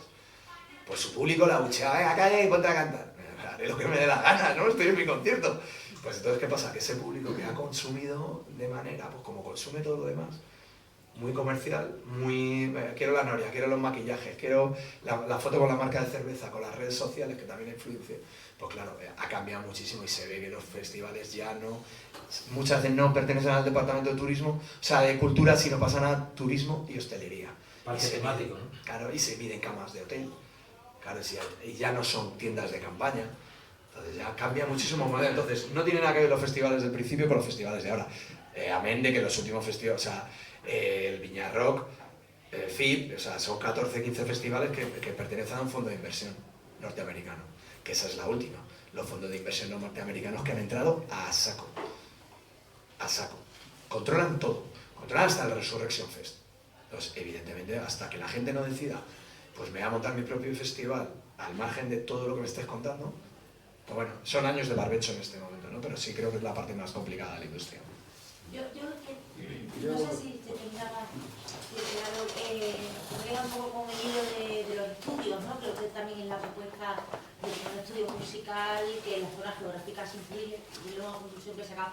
Me gustaría que me pusieran en contexto, porque siempre he confundido tres términos, y a lo mejor la relación mía es un poco más absurda, pero el hardcore, el grunge y el garage, ¿de dónde vienen? ¿Quién hace como...? Muy buenas las etiquetas. Sí, muy buena. Pues has metido la peor de todas, la del hardcore, porque vale para todo. O sea, porque el hardcore, como es duro, Pues tienes el punk duro, que no deja de ser una... muy rápido, es que joder, es que es muy complejo, o sea, yo me podría tirar 3 días, si me he tirado 10 años para hacer el libro, voy a estar 10 años contándolo. El punk muere antes de nacer. El punk es del 77, no, el punk nace en el 76, en el 76 se cortan las giras estas de los Clash y los Sex Pistols, y en el 77 está muerto. Y ya enseguida aparece una cosa que se llama afterpunk, y no tiene nada que ver, y es súper lento, es súper oscuro, súper gótico, ya no tiene nada que ver. Y entonces, por un lado, se radicaliza en Inglaterra como el street punk, y es cuando aparecen todos los Crestas, todos los grupos como GBH, Steve Littlefingers, son bandas que están muchísimo más radicalizadas, con más tachuelas, con más cresta, más imperdibles. Y luego, por el otro lado, en Estados Unidos, aparecen grupos como Minor Threat, que lo que hacen es acelerar el sonido, súper loco. Van con camisetas, pelo rapado, porque como es que son estudiantes, no tienen esa estética, y lo que empiezan a acelerar, y eso es el hardcore punk. Pero si vamos a la ruta de Destroy del Bacalao, que empieza como influencia de The Cure y de Smith, Dime tú a mí, en lo que termina, pues claro, el Bacalao hardcore, la parte más dura, no son las cantaditas del house, no es la parte más dura. Y ahora el trap... Galas, ¿no? Es como... pero eso, ahora vamos al galas. Ahí incluso en el trap tienes hardcore, que es duro, ¿vale? Entonces duro, ese es el más complejo de todo porque vale para todo. Entonces ya está. Luego el grunge. El grunge es una... lo importante es el rock alternativo que surge en los 90, a finales de los 80. Y el grunge es una parte en concreto de todo ese boom de música que hay. Por ejemplo, Red Hot Chili Peppers hacen funky, hacen hip hop, hacen rock, no tienen nada de grunge, pero también está en el mismo estilo, ¿no? O sea, en el mismo ámbito musical. Le pasa luego a Rage Against the Machine, tampoco que profundiza en esa línea, no tiene nada. El grunge es una cosa que surge en el culo del mundo estadounidense, que es el estado de Washington, Olympia, Seattle, varias ciudades, en las que la gente lo único que hace es suicidarse y drogarse, o al revés, drogarse y luego suicidarse. Claro, porque ahí llueve, nieva, no tienen trabajo, no saben qué hacer, y empiezan a tocar música, y lo que hacen es unir el punk y unir el heavy metal de Black Sabbath. Es música que entonces, sobre todo aquí en España lo recordamos, es que estaban a hostia, se mataban los heavies y los punkis, y los rockers. Entonces, el gran movimiento, lo que hace el grunge es unir esos estilos musicales que miraban a otro lado, y claro, tiene tanta repercusión porque pues un señor llamado Kurt Cobain pues se puso en el disparadero y tocó el éxito, y entonces es como que el continente por el contenido, ¿no? Cambia. El grunge es una pequeña arma, un pequeño sonido de todos los grandes cambios que hay a finales de los 80, porque también la tecnología ayuda. Y en ese sentido, pues, y sí introduce cambios no solo a nivel estilístico, también a nivel discursivo. No todos, ¿vale? No todos los artistas son... Y me acuerdo de este libro que tiene que ser un poco grunge, de estos ingleses que lanzan un movimiento que hacen un camino en el coche por todo el estado. Claro, pero ahí la movida, tú piensas, o sea, lo fundamental es que era gente que como no pasaban los conciertos por ahí, es que no iba a las grandes giras, porque era de Nueva York a Los Ángeles y allí no iba nadie. Entonces me dice, vamos a tocar. Y se ponen a tocar y empiezan a hacer cosas súper locas, súper raras para la época, pero empiezan a gustarle a ellos, y empiezan a triunfar entre ellos a nivel local, y de repente se vuelve loco, el mundo se vuelve loco con él. ¿Qué mola también? Pues porque por primera vez pues, no es postureo, y sí de verdad dicen, Nirvana por ejemplo dice, es que no quiero que mis fans, ¿para qué vienen aquí los fans de Bruce Springsteen y de Guns N' Roses? O sea, joder, todo el mundo quería, aunque con la boca pequeña, todo el mundo quería que el público tener éxito, hasta los Sex Pistols. Pues dice, hostia, hemos firmado un contrato con EMI, venga, lo rompemos a la semana siguiente, venga, 100.000 libras para nosotros, a tomar por culo. Es decir, por primera vez esta gente dice, no todos, pero esta gente dice, es que a mí el estrellato por el estrellato me da igual. Rompen con toda esa masculinidad del high metal y el sleazy de Guns N' Roses, de Motley Crue, de Girls, de qué machotes somos, y estos hablan de otras masculinidades. No, en ese sentido, es decir, tuvieron grandes problemas, incluso contradicciones, había grupos más de rock de estadio como Pearl Jam, pero Kurt Cobain fue un tío que estaba comidísimo por las contradicciones. Es que con Rape Me, una de sus canciones, violaron a violaron a dos chicos a una chica, ¿no? Imagínate, y él, o sea, hay un concierto en Argentina que empezaron a insultar a unas teloneras, pues lo que hizo, os vais a cagar. Y tocó como el culo, no tocó ninguna la Smell Like Teen Spirit y le dieron el concierto de su vida para mal. Es decir, ahora, a la próxima vez, a los teloneros que os traigamos, le volvéis a silbar. Porque eran a las chicas, no a los chicos, ¿no? Entonces, esas masculinidades también empiezan a romperse ahí. Apoyan todo el riot girl de música. Claro, es muy importante el grunge, pero es un brazo de todo lo que hay de rock alternativo en aquella época. Y el garaje, o garage. El garaje se remonta a los años 60, con grupos como los Sonics, que empiezan o sea, en un momento en que el folk empieza a volver a bombardear al rock and roll. Se había ido Elvis en el 59 a la mili, se había muerto Buddy Holly, se había metido una hostia con el coche de Carl Perkins, o sea, todos los grandes del rock and roll habían reventado. Y aparecen todas las grandes, los grupos de mujeres, las Supremes y Martin de Vandellas y todas estas artistas que copan los primeros años 60, y empieza el folk de Bob Dylan y tal, y todo ese componente, lo que decía antes, hay dos discos de transición, el Rubber Soul y el Revolver, que son el eje no solo en Estados Unidos con la contracultura, pero también en el Swing in London.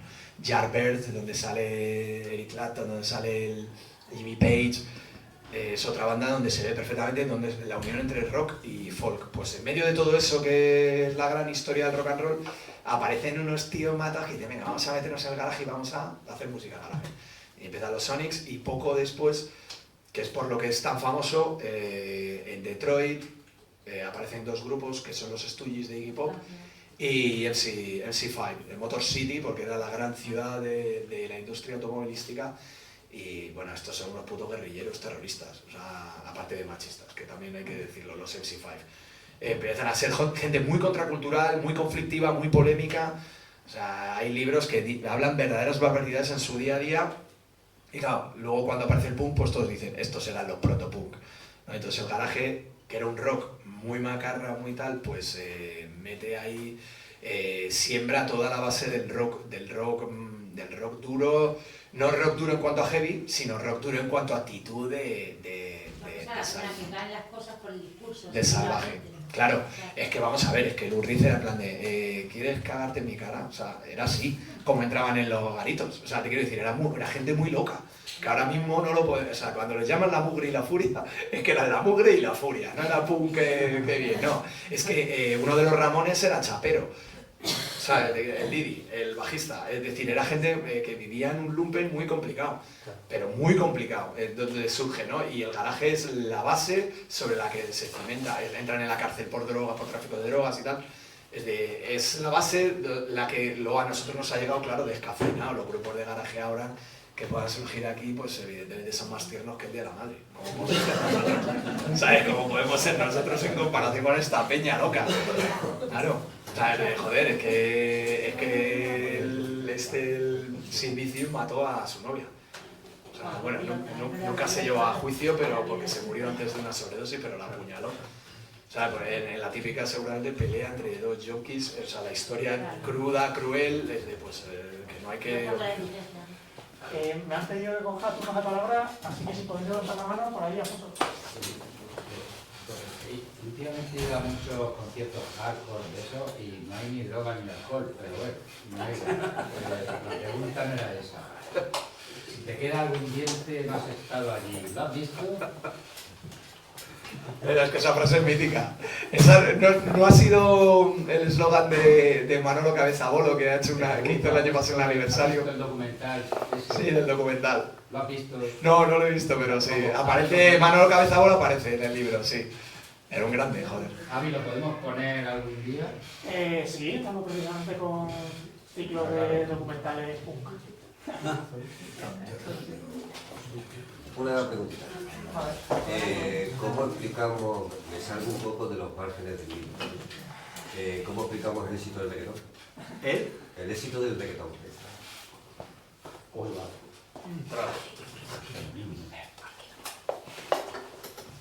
El éxito del reggaetón es un éxito demográfico. Eso es la nueva gran minoría de Estados Unidos. Es decir, el éxito del reggaetón viene muy seguido del éxito del hip hop, ya no entendido como el sonido Compton, de Public Enemy o de NWA, ¿no? De Nigga with Attitude, ¿no? Que era gente muy politizada, muy macarra, muy heredera de los Panteras Negras, de Fear of a Black Planet, ¿no? Estamos hablando de Jay-Z y estamos hablando de Beyoncé, que es su pareja, ¿no? Es decir, en un momento determinado que ellos son los número uno porque reflejan un cambio demográfico que afecta a la sociedad estadounidense, pero es que justo después de eso aparece el reggaetón que refleja la pujanza de la población latinoamericana o centro y sudamericana. Entonces, eso es lo que lo consolida, fundamental. Y luego también porque en gran parte es un género bastante dócil para el sistema. Hay artistas como Residente de Calle 13 que son recomendabilísimos, o sea, que es maravilla. Y de hecho tumbaron a un gobernador que hay gente que ha dicho, bueno, y Dylan no lo llegó a hacer. O sea, el que se suponía que iba a cambiar el mundo y al final los que lo cambian son esta gente, ¿no? Pero bueno, sí es cierto que es un sonido muy homogéneo. Lleva 20 años ya con nosotros y ha cambiado poco. El drill, el reggaetón, en su base sí se han fusionado y han generado nuevos estilos como el trap, pero en su base son muy homogéneos. ¿Por qué? Pues porque la gente no lo utiliza ya como elemento vehicular de generar una subcultura en un país ajeno, o no ajeno, porque es propio, ¿no? Pero que hostil, como podía ser West Side Story, ¿no? Versión siglo XXI, pero evidentemente pues vende mucho y por eso Karol G ahora está, claro, porque evidentemente no es dócil, o sea, es muy dócil con el poder. Pues prefiere, si ahora va de puta madre es que, joder, se hace el Bernabéu, sube a Maya Montera. Amaya ahora parece que va a ser la cantante de La Oreja, es que es como el relato bonito de la industria, ¿no? O sea, que mientras estemos mirando ahí no estamos creando nuestras propias músicas al margen de ellos. Y en ese sentido lo malo que tiene es que funciona muy bien para eso, pero al mismo tiempo está dotando de contenido a otros artistas, que pueden ser Lumpen, como Cecilio G, que evidentemente son traperos, pero el trap es una fusión de ahí, ¿no? Del rap, de la música electrónica, de las músicas urbanas, y bueno, es protagonista por el cambio demográfico de Estados Unidos y también de España. Sí, pero no deja de llamar la atención que en un momento en el que hay un estallido del movimiento feminista, incluso en Estados Unidos, cualquier discurso oficial lo que tiene que hacer es asumir en sus propios códigos ese discurso feminista. Y el reggaetón tiene poco de eso. Entonces llama la atención esa contradicción entre los valores culturales representados en el reggaetón y la presencia del feminismo que tiene hoy en día, ¿no?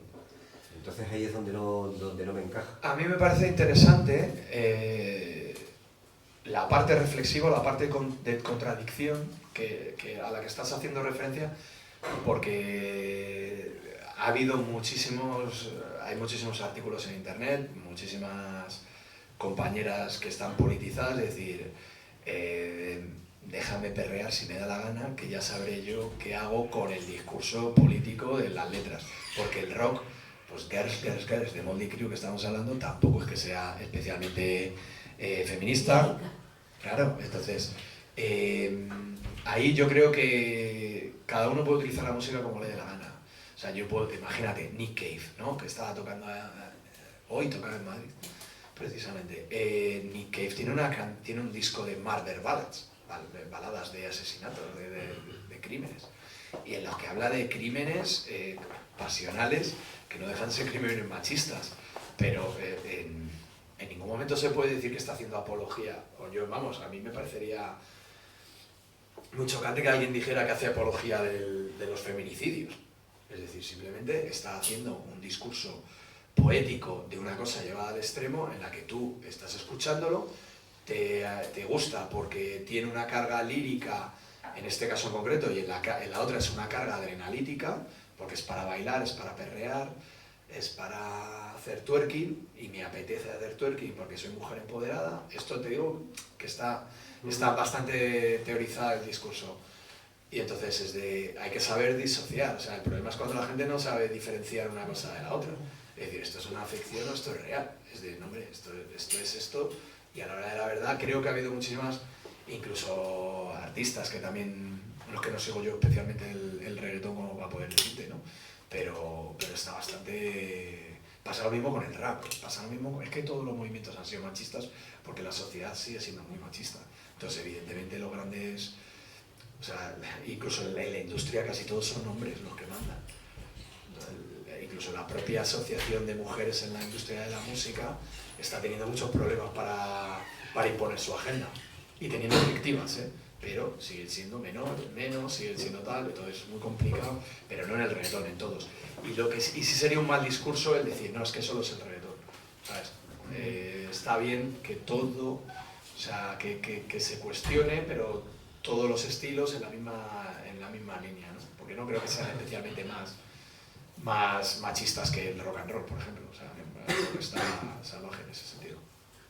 Javi, otra peli que tenéis que traer se llama En la Caliente, un documental sobre el reggaetón y cómo la dictadura comunista cubana ha repetido todo el movimiento Candyman, etc. Se llama Cubatón. Se le dice aquí, Loren, que Cuba hace un rato. Y además, En Cuba hay... En la Caliente. Y lo que tú dices, el rock and roll es machista o no, el trap es machista o no, Manolo Cabeza.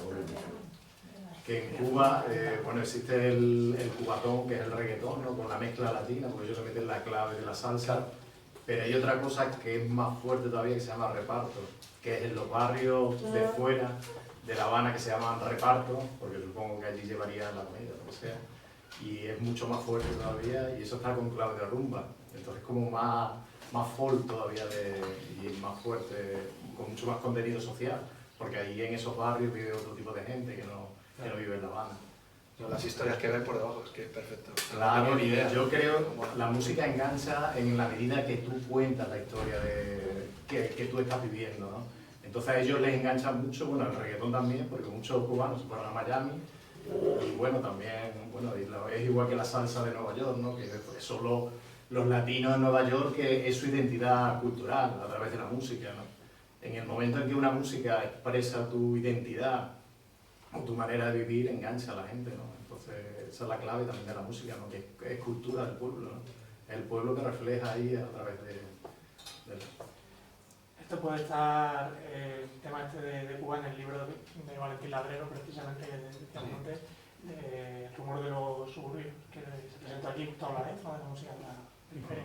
Que además es Bueno, de la misma en colección. Cuba se escucha mucho reggaetón, se escucha mucho reparto, y ahora más reparto, que la gente joven lo que escucha es reparto. Lo que digo es la evolución, que arriba puede ser el reggaetón homogéneo o variar poco, pero por debajo la gente está construyendo, me parece súper interesante.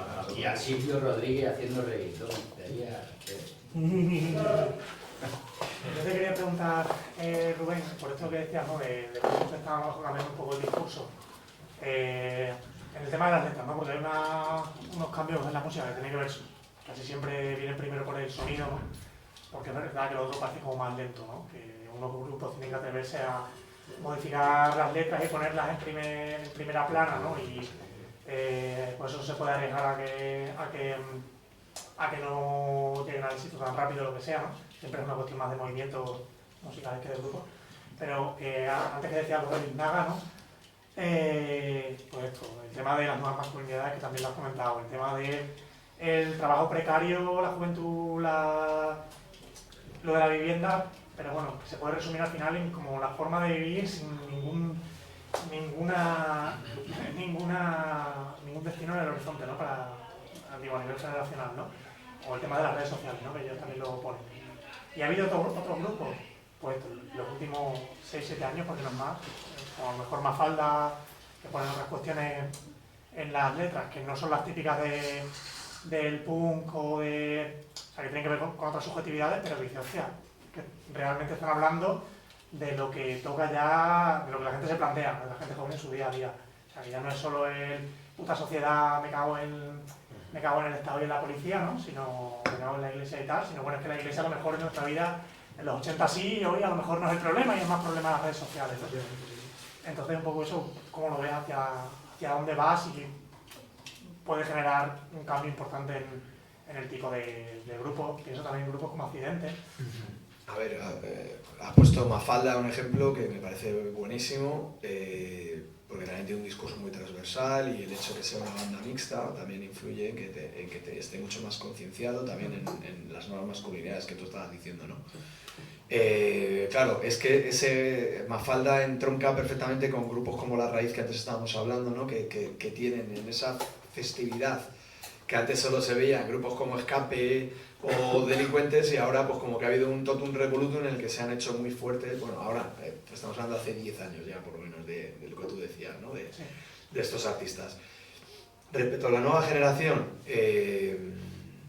y que hila un poco con lo último que tú estabas diciendo, claro, es que la gente cuando hace un discurso propio es cuando se siente integrada o cuando se siente, lo ve como un elemento vincular, pero puede ser o de compromiso o puede ser de evasión. Es decir, en un momento en el que estábamos, con la pandemia a lo mejor, en un momento que estábamos de final de ciclo, porque ahora parece que estamos aprendiendo como sociedad a gestionar la crisis, la carestía, es decir, vivíamos en la democracia liberal de hasta el 2008-2011, en la que gestionamos la abundancia, siempre se crecía, siempre íbamos a crecer, se crecía y ahora ya evidentemente vamos hasta la guerra en Ucrania por puertos y por recursos geoestratégicos. Entonces, claro, evidentemente esta generación que ha vivido todo esto, este cambio, tiene un momento de decir, vale, pues si el mundo se hunde yo quiero ser la orquesta del Titanic. Me lo voy a pasar bien, porque yo no he tenido tiempo para pasármelo bien como todos vosotros, los que ahora me criticáis. Que os habéis puesto púos en los bares, en no sé qué, tal, y ahora es mi momento. Entonces, eso también explica, no de manera de enjuiciamiento crítico, sino es decir, bueno, es que claro que evidentemente, ¿por qué van a renunciar? Porque nosotros la estamos liando parda. Entonces, ¿qué pasa? Que también en medio de esto está habiendo también una reflexión, el tema de la vivienda, por ejemplo, ¿no? En Madrid, en Vicálvaro, que es un barrio obrero lejísimos que tiene la desgracia, entre comillas, de tener una universidad enfrente, pues los pisos que están al lado para estudiantes son 700 euros la habitación. Pisos que costaban hace 7 años, 8 años de alquiler 600, 700 euros, ahora están costando 1.200, 1.500. Claro, pues evidentemente esa problemática también les llega a ellos. Y también están empezando a crear su propio discurso de confrontamiento. Y estuvieron en la manifestación el otro día. Y vamos, esto es ida y vuelta. Con los cantes y los discursos políticos. Pues ya llegará un momento que diga, es que estira hasta que estalle. ¿Por qué? Porque en Madrid, por ejemplo, hablo de la parte mía, no como centralismo, sino como barrionalismo. Es decir, Madrid ha dado La Latina, Malasaña, Lavapiés, Vallecas, Carabanchel, ha dado muchos barrios donde han pasado muchas cosas, donde se han creado muchas huertas incluso para los turistas, y lo que ha traído Isabel Díaz Ayuso ha traído Ponzano. Y Ponzano deja de ser el exponente del pijerío, en el que le da igual todo lo demás y va a imponer su condición de clase. Es decir, es que aparte de ser lo más aburrido en comparación con todo lo que ha habido en los últimos 40 años en Madrid, es decir, es injusto porque solo afecta a los que están bien, o sea, solo disfrutan los que están muy bien posicionados, el resto cada vez más vacío, cada vez más aburrido, cada vez más cierra antes. Bueno, pues entonces la gente también se está revelando porque dice, oye, es que la fiesta no va conmigo. Es decir, entonces viene ese trabajo uberizado, ese conflicto también de género, porque el conflicto de género es transversal, porque también ha habido un cambio brutal. En el rock había muy pocas bandas femeninas, muy pocas artistas femeninas, costaba muchísimo pasar de Luz Casal a Aurora Beltrán, a Belén Arjona, era muy complicado. Mercedes Ferrer, Cristina del Valle de Amistades Peligrosas, eran como que personalidades muy puntuales, siempre ha sido muy complicado, y ahora de repente ves que hay 1.000 millones de bandas que están sacando, o sea, son todas mixtas. Belaco, tal, o sea, Columpio Asesino, hay una trayectoria de los últimos 20 años que el desborde femenino ha sido femenino y feminista. Porque esto no es como Bebe que se hace un Paforas telaraña, un malo y dice, no, es que yo feminista no soy. Es decir, no, es que las de ahora lo están asumiendo como propio. Zahara, ¿no? Es decir, todas. Nunca no. Pero era muy difícil que aparecieran discos como el de Delaporte, Titanas, o el de Nat Simmons, que es Felinas. Y son discos bañados de feminismo y sin ningún complejo, sin ningún pudor.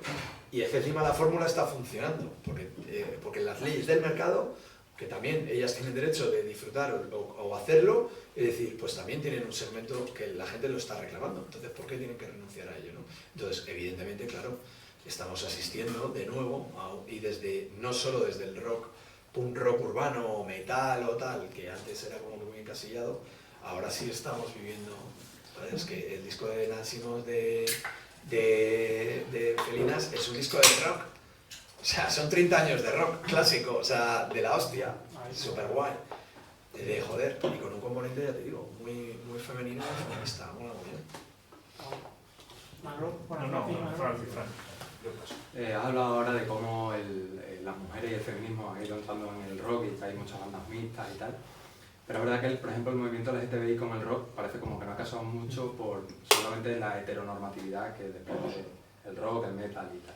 Creo que hubo un movimiento contracultural que se llamaba queercore, que era como de grupos Pansy Division y todos estos que sí que eran bandas con componentes o con miembros LGTBI. No sé si ahora tiene constancia de que eso sigue existiendo o si esa corriente ha muerto.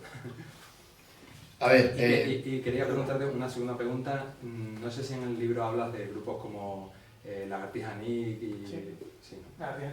Pues preguntarte un poco cómo esos grupos, Triana o discos como Omega, tu opinión acerca de cómo han podido configurar la identidad andaluza o el nacionalismo andaluz de izquierda, o como quieran entender. A ver, claro, yo termino el libro, ahora hay un revival a nivel queer, no solo en la música, sino en todos los sectores de la sociedad. Y evidentemente ha impregnado, también hay muchísima más gente trans que la que había antes. Es decir, creo recordar que solo hay una artista trans en el libro. O sea, te quiero decir, no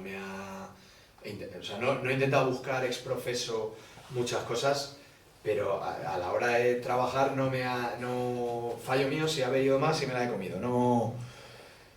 Pero, por ejemplo, hay un libro de una compañera, que también os digo que sería guay que la trajerais, se llama Monty Peiró, que es de Valencia, y ha hecho un libro que se llama Género, Drogas y Rock and Roll. Y ella es una cantante de un grupo que se llama Sweet Little Sister, que era un grupo pues minoritario que llegó a sacar 2 discos y desapareció, que era la viva imagen de Motley Crue. Y lo que hacían ellas era, pues, decir, adoptar ese rock que les molaba mogollón, pues se lo llevaban a su lado, ¿no? Y tenían a los chavales, pues había 2 guitarristas chicos, era una banda de 3 chicas y 2 chicos, y pues los utilizaban como pues, los tacones aquí en el cuello, típico, o sea, ese rollo dominatrix era otra época, hace 20 años. Esa emancipación de la mujer pasaba a decir, oye, tú te lo pasas bien, yo también quiero pasármelo bien con los mismos códigos porque son los códigos del rock and roll. Pues en este libro de Géneros y Drogas y Rock and Roll es muy interesante porque hace un repaso no particular de todas sus vivencias, porque también ha sido corista de Los Chicos del Maíz. En el disco de Comanchería aparece, es una de las colaboradoras. Y lo que hace es explicar todos los espacios, cómo se han sentido, no ella, sino es coral.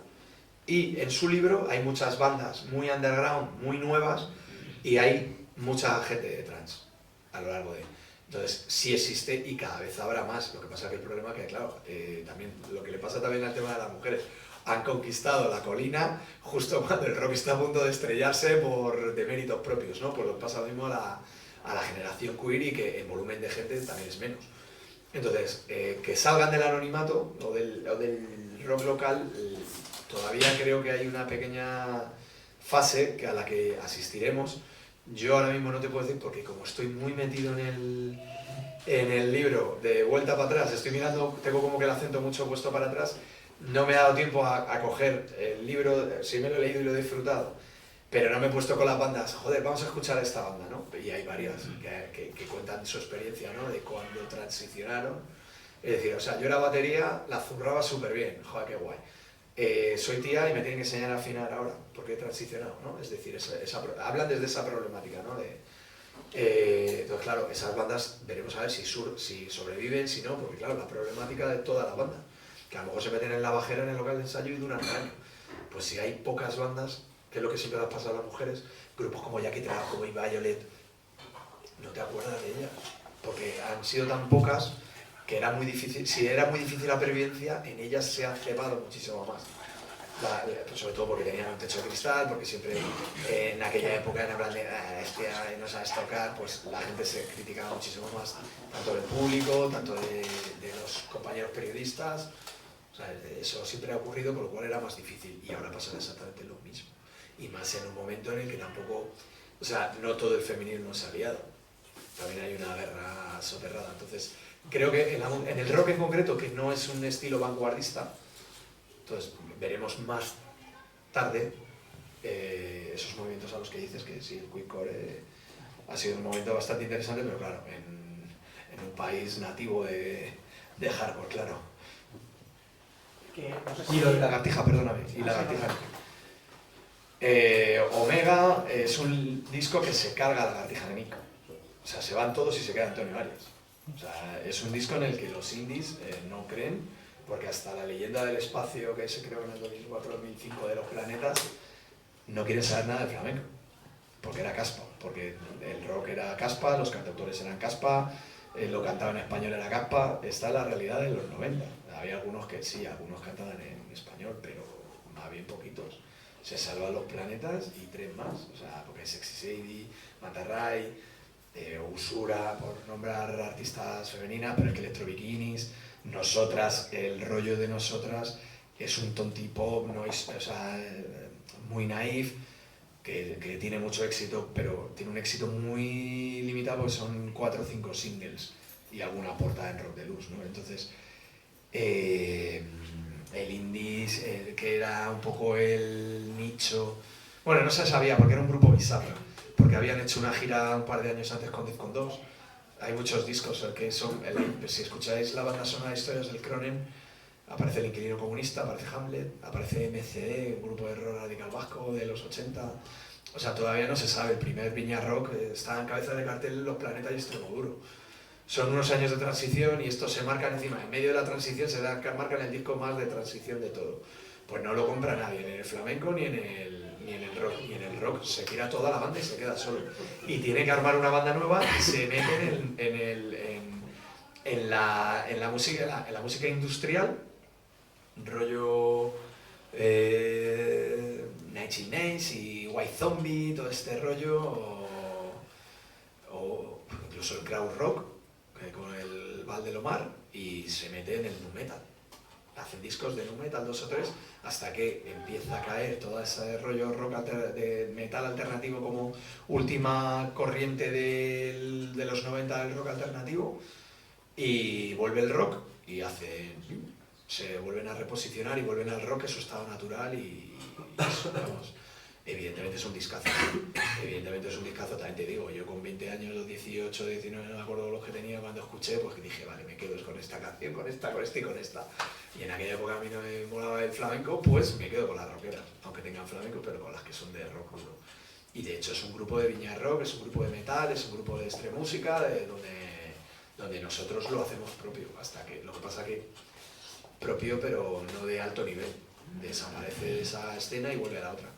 Pero hay un andalucismo ahí latente, ¿no? De grupos, Hora Zulú cantándole a los señoritos, o Funquillo con esa guasa, con ese vacileo sureño, la apuesta de Lagartija Nick, que luego yo creo que en Sabotaje, en el disco de Sabotaje Castillo Creación, creo que se llama así, el de cuando la leyenda de los hermanos Quero, donde habla de los maquis del Elvicín, es un espectáculo con Víctor Charico, un cantador de la hostia que murió súper joven también. Y ahí se nota mogollón donde está el andalucismo, es decir, ellos no en Los Planetas, por ejemplo, reniegan del flamenco hasta La Leyenda del Espacio, y luego con Grupo Sol y Nieve, un grupo paralelo que tienen, si le oyes cantar a Jota, dice, pero cacho de cabrón, pero si no es el mismo acento que tienes en Los Planetas, ¿sabes? Aquí es un acento granaíno de verdad. Y mola, ¿no? Es decir, a partir de ese momento se recupera, y esos 4 grupos que te nombro, entre otros muchos más, son pues ese hilo rojo del andalucismo militante de izquierdas, que venía pues eso, de Pepe Suero, de Carlos Cano, y que con Reincidentes entronca, y entre ellos, de hecho, el primer DJ de Narco es uno de Reincidentes. O sea, que hay esa relación, hay mucha relación. También, por un lado, la Andalucía occidental, más macarra y más poética la Andalucía oriental, ¿no? Así un poco a grosso modo, ¿no? Pero está muy marcado aunque ahora el andalucismo esté muy de moda, ellos mantienen ese momento en el que no había... Y todas, o sea, que esto que cuento está... O sea, creo que el libro refleja ese tipo de reflexiones, más allá de que se van todos los de la banda. Me da igual que se van todos de la banda. En el fondo me la pela, ¿sabes? Y que Eric, pues imagínate, no llegó a Eric ahora, que no, es que empieza la gira de 30 años y Eric no está, pues qué pena. O sea, te quiero decir, no es un objeto del libro, no es objeto del libro, ¿sabes? Y como lo que decías antes, ¿no? De como Califato 3x4. Claro. Califato 3x4 es andalucismo entero, pero es que tiene a ese Curro, que es uno de los últimos cantantes de Narco, y como el mismo discurso, pero entonces no estaba tan al alza en aquella época, ¿no? Está todo el rato subyacente, desde Hora Zulú, meten mucho flamenco y a medida que pasan los discos, la copla también encima giran un poco más poéticamente, o sea, eso existe. Antonio Flores sale en tu libro, Sí. ¿Era rockero? Sí, claro. O sea, hasta Leiva rockero, te quiero decir, Dani Martín. Antonio Flores es muy interesante porque aparte que hizo un gran disco antes de morir, es la última gran generación de rock gitano que está al hilo de los tiempos, ¿no? En la parte que nos corresponde, porque luego evidentemente ha seguido saliendo grandes artistas de flamenco. Pero veníamos de unos 80 súper locos, ¿no? Con los primeros discos de Kedama, con los Amador de Empata Negra, y como tienden a principios de los 90 a ese rock más pop, más en el sentido de popular, de llegar a todo el mundo, ¿no? Y es uno de los grandes valedores. Sí es cierto que el libro no es... Año 91, pasa esto, año 92, hablo de cómo cae una manera de entender la música y cómo empieza otra. Y claro, esos artistas que todavía seguían prolongando esa manera de entender la música de manera tradicional, no como el tradicional folclore, sino de manera como se hacía en los 80, prolongan, no tienen nada que ver con los que me interesan, entre comillas, que es grupos que están empezando como Defcon 2 o Lagartija Nick, por decir, ¿no? Pero sí aparece, pero incluso su hermana, que tiene un disco de Ley, que es también muy, muy rockero, ¿no? Lo que pasa que luego, claro, es que luego ya entras en Maita Bendeca, toda esta gente, que lo que hace ya es como que ir a ese flamenquito pop, que para el libro no me interesaba, se iba demasiado de eje, ¿no? Y ellos son como que la última gran generación pero Ray Heredia, que hace un discazo y justo antes de salir muere de sobredosis de heroína en el 91. Y dices, hostia, hay un discazo. No me voy a poner a cantar porque la El día de vivir. Sí, y la historia, pues claro, es una generación de la hostia. Y es la última generación de la hostia. En la parte que nos interesa, ¿no? Luego puede Cigala y Merced, pueden ser buenísimas, pero ya no estoy hablando de ellos. No te pregunto por Tabletón porque ya Aparece. es anterior, ¿no? Pero aparece también, ¿no? claro. Sí, porque son ese grupo de transición. Claro. Aparecen muchos grupos, claro, muchos nombrados solo. Tampoco... Parque Sur lo tienes ahí. Parque Sur, sí. Sí, eso es más reciente. Es un ¿La loco... Kitty ¿Eh? ¿La Kitty Split? No. Podemos jugar ahí preguntas. No, hay muchas que no, hay mucha gente que no. O sea, joder.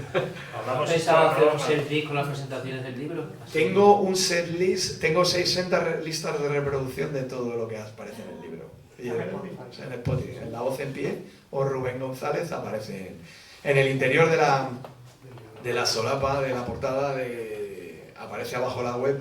Lo que pasa es que no me da tiempo ya con los niños y esto ya es como que intento ir de a poco, pero sí aparecen 60 listas de reproducción y además no muchas, hay cambios como que muy radicales, pero tiene su sentido siguiendo el libro. Claro, siguiendo el libro porque vas viendo los saltos y cómo va todo acompañando. Claro, son los mismos años donde pasan muchas cosas, con lo cual te vas, vienes, pero sí, hay 2000, es que hay 1000 millones de grupos, me he vuelto loco. ¿Se lo cuentas ahora en la hora? Bueno, Te voy a decir, ahora la conectamos ahí si quieres en el equipo. Y una cerveza.